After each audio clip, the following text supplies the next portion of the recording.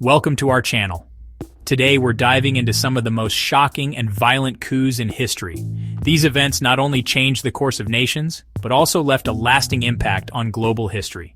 From the streets of Santiago to the palaces of Phnom Penh, we'll uncover the stories of power, betrayal, and bloodshed that have shaped our world. So buckle up, because we're about to embark on a journey through some of the darkest chapters of human history. Let's get started.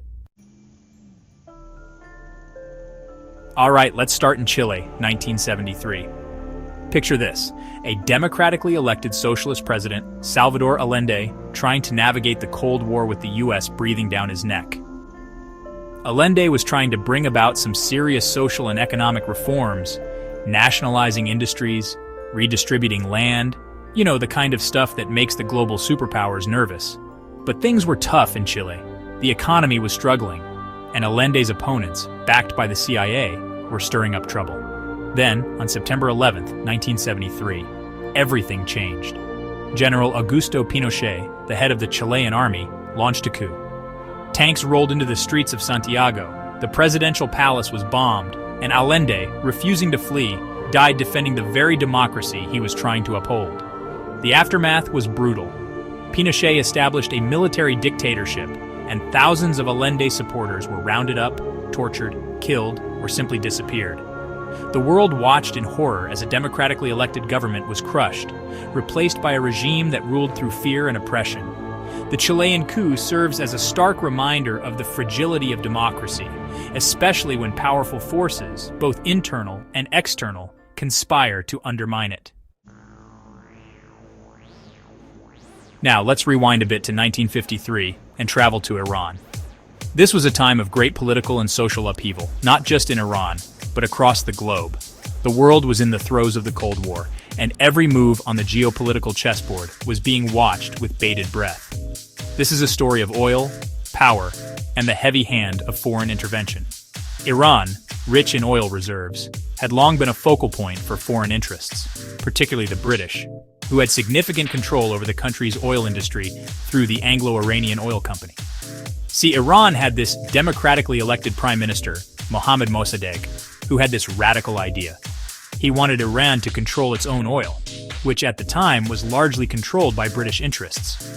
Mossadegh's vision was to nationalize the oil industry, ensuring that the profits would benefit the Iranian people rather than foreign corporations. Now, the British weren't too keen on this whole nationalization thing, and neither were the Americans, who saw Mossadegh as a potential communist sympathizer. The fear of communism spreading in the Middle East was a significant concern for the United States, which was deeply entrenched in its policy of containment. So they teamed up, the CIA and British intelligence, and orchestrated a coup codenamed Operation Ajax. This covert operation was meticulously planned and executed, involving a series of clandestine activities aimed at destabilizing Mossadegh's government. They used propaganda, bribes, and street thugs to create chaos and undermine Mossadegh's government. The streets of Tehran were filled with orchestrated protests and violent clashes, all designed to give the impression of widespread dissatisfaction with Mossadegh's leadership. They even staged a fake communist uprising to scare the public, and it worked. The fear of a communist takeover was enough to sway public opinion and justify the coup in the eyes of many Iranians and the international community. Mossadegh was overthrown, arrested, and spent the rest of his life under house arrest. His dreams of a sovereign Iran, free from foreign exploitation, were crushed. The Shah, who had fled the country earlier, was reinstated as the ruler, backed by the very powers that had just orchestrated a coup in his name. His return marked the beginning of a new era in Iran, one characterized by autocratic rule and close ties with the West. The Iranian coup is a textbook example of how Cold War paranoia and the pursuit of resources led to the toppling of a democratically elected government. It highlights the lengths to which powerful nations would go to protect their interests, often at the expense of smaller sovereign nations. It's a story that continues to resonate today as Iran grapples with the legacy of foreign intervention and its own tumultuous history. The events of 1953 have left an indelible mark on the nation's psyche, influencing its politics, its society, and Iran's place in the world. Our next stop takes us to Southeast Asia, to the Kingdom of Cambodia in 1970. This one's a bit more complicated, a tangled web of internal power struggles and Cold War machinations.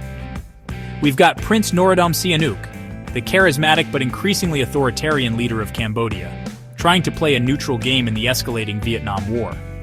But neutrality, as we often see, is a difficult position to maintain in a polarized world. Sihanouk's government was overthrown in a coup led by his own prime minister, General Lon Nol, a man with close ties to the United States. Now the U.S. saw an opportunity here. They were bogged down in Vietnam, and a pro-Western government in Cambodia could help cut off supply lines to the Viet Cong.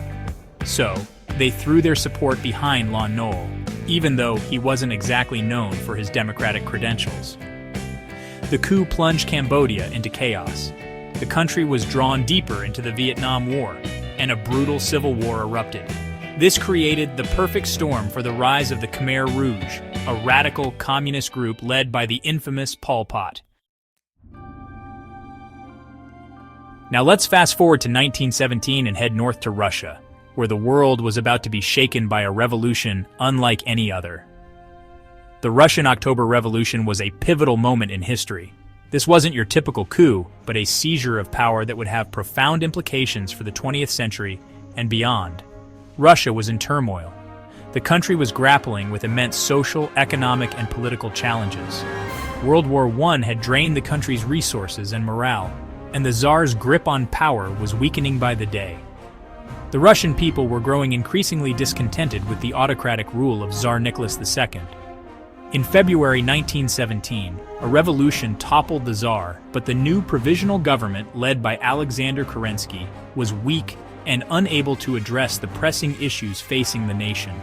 Enter the Bolsheviks, a radical socialist party led by Vladimir Lenin and Leon Trotsky. They were determined to overthrow the provisional government and implement their vision of a socialist state. They saw an opportunity to seize power and establish a communist state. The Bolsheviks were strategic and well-organized, capitalizing on the widespread discontent among the Russian populace. In October, or November, depending on which calendar you're using, the Bolsheviks, with the support of armed workers and soldiers, stormed the Winter Palace in Petrograd, the seat of the provisional government. The October Revolution, as it came to be known, was swift and relatively bloodless, taking just a few days to accomplish its goals. But it unleashed a brutal civil war that would last for years.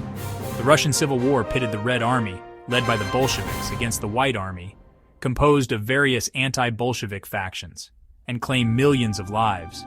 The Bolsheviks emerged victorious, establishing the Soviet Union, a communist state that would become a major player on the world stage for decades to come.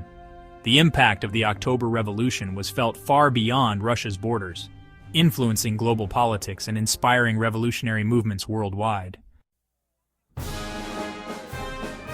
Our final stop takes us to Indonesia in 1965, where a failed coup attempt triggered one of the darkest chapters in the country's history.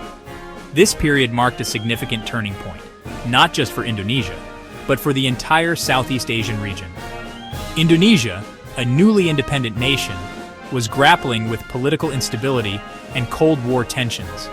The country was a battleground for ideological conflicts, with the United States and the Soviet Union vying for influence in the region. This external pressure only added to the internal strife. President Sukarno, a charismatic leader who had led Indonesia to independence, was trying to balance the competing forces of the military Islamic groups and the growing Communist Party. His vision of guided democracy aimed to unify these factions, but it was a precarious balancing act. On September 30th, 1965, a group of army officers calling themselves the 30th of September movement launched a coup attempt, killing 6 high-ranking army generals. This event shocked the nation and set off a chain reaction that would have devastating consequences. The coup failed, but it had unleashed a wave of violence that would engulf the country. The streets of Jakarta and other major cities were soon filled with chaos, as different factions clashed violently. General Suharto, a powerful military leader, seized control, accusing the Indonesian Communist Party, PKI, of orchestrating the coup. Suharto's swift and decisive actions were aimed at consolidating power and eliminating his rivals. What followed was a brutal and systematic purge of suspected communists, leftists, intellectuals, and ethnic Chinese. The military, along with civilian militias, carried out mass arrests and executions with ruthless efficiency. Hundreds of thousands, perhaps even millions, were killed in a wave of state-sanctioned violence that lasted for months. The exact number of victims remains unknown, but the scale of the atrocities was staggering. Suharto consolidated his power, establishing a military dictatorship that would rule Indonesia for over 3 decades. His regime was marked by authoritarian rule, economic development, and severe repression of political dissent. The Indonesian coup and its bloody aftermath serve as a chilling reminder of how quickly political turmoil can descend into mass violence, fueled by fear, propaganda, and the ruthless pursuit of power. This dark chapter in Indonesia's history is a stark example of the devastating impact of political instability and ideological conflict. Thanks for watching. If you found this video informative, don't forget to like, share, and subscribe for more historical deep dives. Let us know in the comments which historical event you'd like us to cover next.